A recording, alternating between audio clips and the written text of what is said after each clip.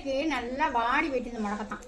இதை இப்போ என்ன செய்யணும்னா பறித்து ஆஞ்சி நல்லா அலசிட்டு அரிசி வேணா இதோட நீங்கள் எவ்வளோ சேர்க்கணுமோ சேர்த்துக்கலாம். இதுக்கு நல்லா ஒரு 1/4 கிலோ அரிசி சேர்க்கலாம். அந்த இலைக்கு சேர்த்து ரெண்டையும் ஒன்றா போட்டு நைஸாக அரைச்சிட்டு ஒரு கல் உப்பு போட்டு கரைச்சி வச்சுட்டிங்கன்னா நைட்டுக்கு ஊற்றிக்கலாம். காலையில் அரைச்சிட்டிங்கன்னா நைட்டுக்கு ஊற்றிக்கலாம். நைட்டுக்கு அரைச்சிங்கன்னா காலையில் தான் ஊற்றலாம்.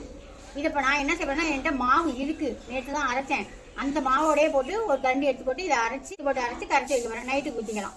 கீரையை அரைச்சி எடுத்துட்டு இந்த மாதிரி மிக்சி சாரில் போட்டு அரைச்சி எடுத்துக்கோங்க.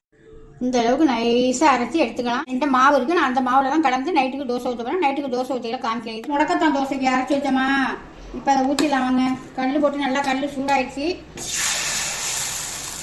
நல்லா நல்லெண்ணெய் ஊற்றணும். ஊற்றிங்கன்னா நல்லா சூப்பராக நல்லா வாசமாக சும்மாவே வச்சுக்கிங்களா. தொட்டுக்கையெல்லாம் அது தேவையே இல்லை. கரண்டி போட்டுக்கலாம். 2 பக்கமுமே நல்லா வெந்துச்சு எடுத்துக்கலாம். அவ்வளோதான், முடக்கத்தான் தோசை சூப்பராக ரெடி ஆயிடுச்சு. இந்த வீடியோ பிடிச்சிருந்தா ஒரு லைக் பண்ணுங்க. பாய்.